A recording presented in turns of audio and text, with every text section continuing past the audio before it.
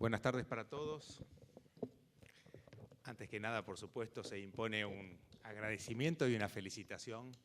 Agradecimiento y felicitación para los organizadores de este 24 encuentro del Instituto de Derecho Procesal y particularmente a mi querido amigo Héctor Granillo. Realmente, Héctor, felicitaciones, un éxito como siempre, como todo lo que organizas. Cuando uno tiene solamente 15 minutos para hablar, tiene que simplemente, como el pintor cuando comienza a delinear un cuadro, es decir, los primeros trazos de alguna idea que tiene Inspector en el corazón, en la mente. Yo voy a simplemente compartir con ustedes dos ideas vinculadas justamente con el tema que se me asignó, con los procesos constitucionales de ubicación normativa.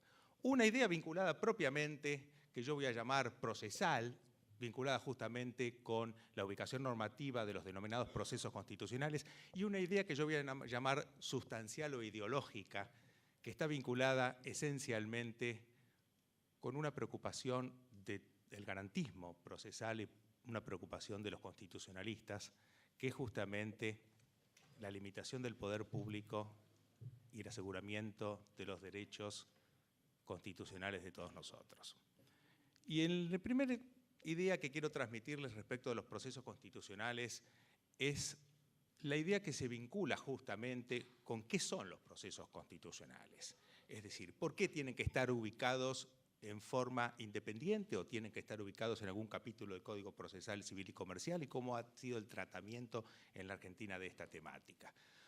Y los procesos constitucionales se vinculan justamente con el principio de supremacía constitucional, es decir, el siglo XVIII ha sido el siglo de alguna manera del desarrollo del constitucionalismo y la primera constitución de carácter normativo, la primera constitución que garantiza el principio de supremacía constitucional en su artículo 6 justamente fue la Constitución Norteamericana de Filadelfia, 1787. A partir de allí se desarrolla todo un movimiento constitucional que garantiza y que finaliza con la asunción del principio justamente de supremacía constitucional, consagrado en la Constitución Federal Argentina en el artículo 31 y 75, inciso 22. O sea, tenemos el principio de supremacía constitucional y ¿qué?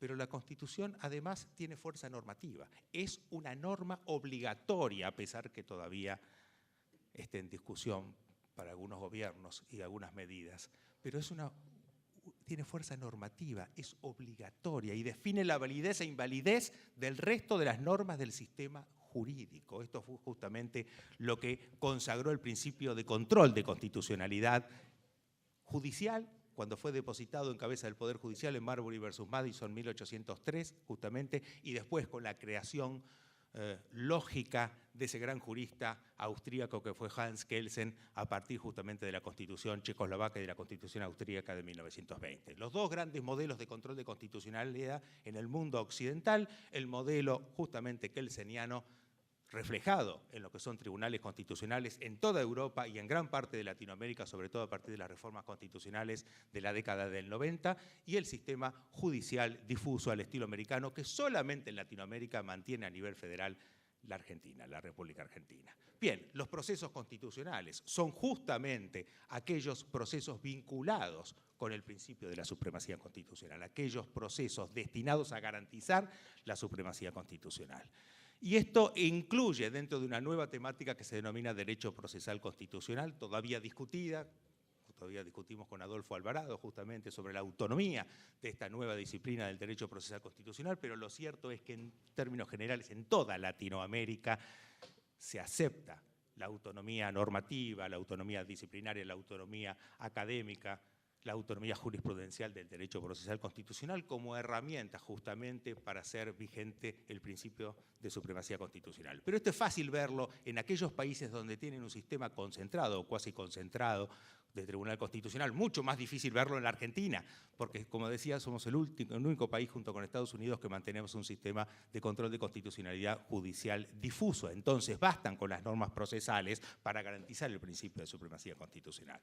Pero estos procesos constitucionales que rondan justamente toda la normativa vinculada al acceso del órgano en última instancia que decidirá las cuestiones constitucionales y lo que se denomina los procesos de garantía de la libertad, es decir, el habeas corpus, el amparo, la acción popular, el habeas data, es decir, todos estos nuevos procesos destinados a asegurar el principio de los derechos fundamentales en colación con la supremacía constitucional, en las provincias argentinas, en el derecho público provincial, ha tomado de alguna manera rumbos diferentes.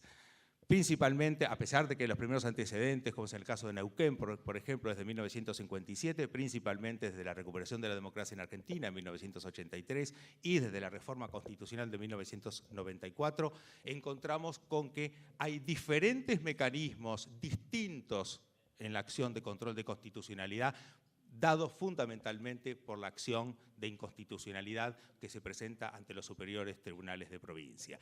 Y en general, este mecanismo de procesos constitucionales en las provincias ha tendido a acercarse, a alejarse del modelo de control de constitucionalidad federal, judicial difuso, y a acercarse al modelo justamente de control de constitucionalidad kelseniano, porque en general se le otorga a las decisiones de los superiores tribunales de provincia en 18 provincias argentinas efecto erga omnes respecto de sus decisiones, con sus matices, por supuesto, con la recepción de lo que se conoce con la doctrina contramayoritaria, porque en algunos casos las sentencias de los superiores tribunales tienen que tener un plazo para que la legislatura de la provincia ratifique o rectifique o derogue de alguna manera esa resolución. Entonces los efectos en algunos casos de esas sentencias del superior dejan de ser erga omnes para pasar a ser interpartes conforme el efecto clásico del control judicial.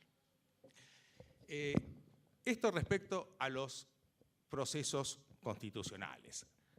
Pero yo quería transmitir con ustedes y compartir una idea. Se cae esto, me molesta, voy a afirmarlo un poquito.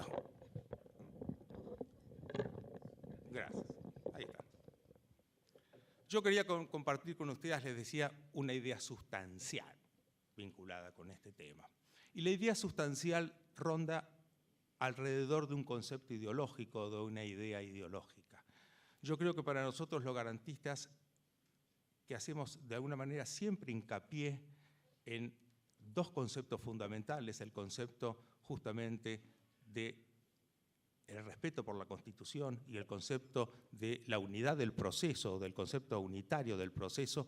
Me parece que uno puede comenzar a delinear algunos conceptos vinculados con lo que es dos garantías y una ideología. Dos garantías, la garantía en el Estado de Derecho de la supremacía constitucional de la cual hablábamos y la garantía del proceso como método pacífico para conciliar los conflictos y obviamente también los conflictos constitucionales a través de dos principios básicos a mi criterio.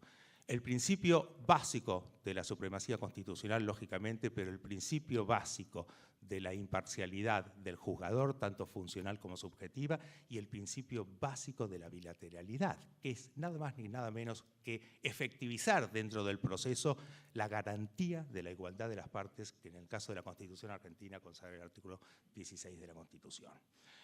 En este concepto, dos garantías y una ideología. Las dos garantías del Estado de Derecho fundamentales, esenciales, básicas.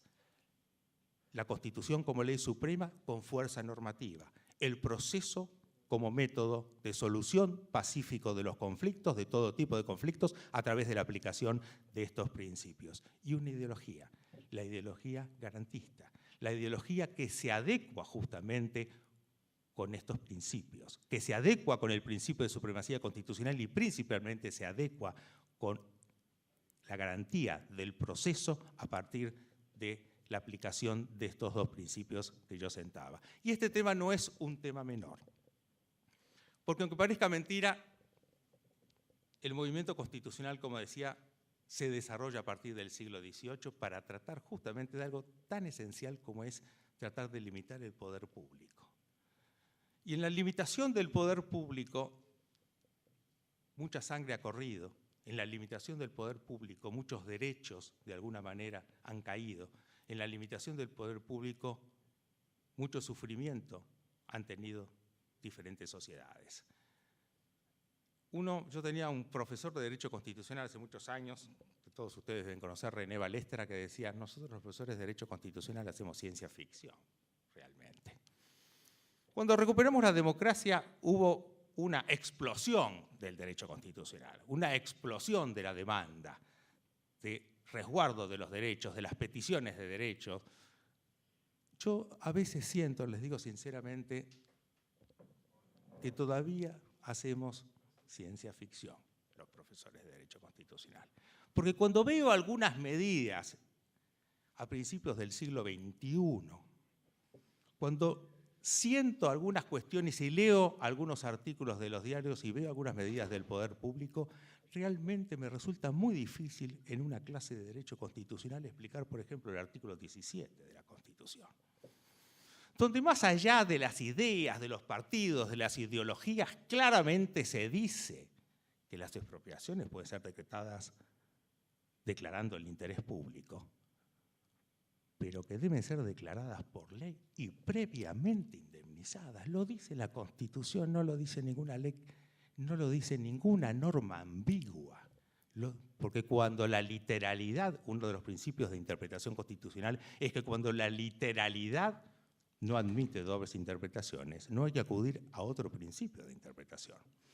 Entonces, realmente estas cuestiones vinculadas con la ideología del garantismo, vinculadas con el proceso como método de resolución de los conflictos en el Estado de Derecho, pero aplicando dos principios esenciales, que es la bilateralidad, o sea, que es el principio de igualdad ante las partes, y el principio de la imparcialidad del poder público, que es en última instancia el que tiene que decidir, me parece que aunque parezcan cuestiones básicas y casi de una clase de instrucción cívica, como se decía cuando yo iba al colegio secundario, me parece que no la hemos asimilado.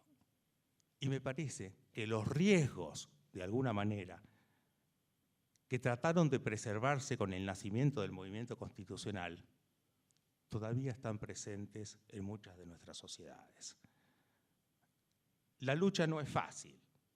A veces las sociedades bajan los brazos.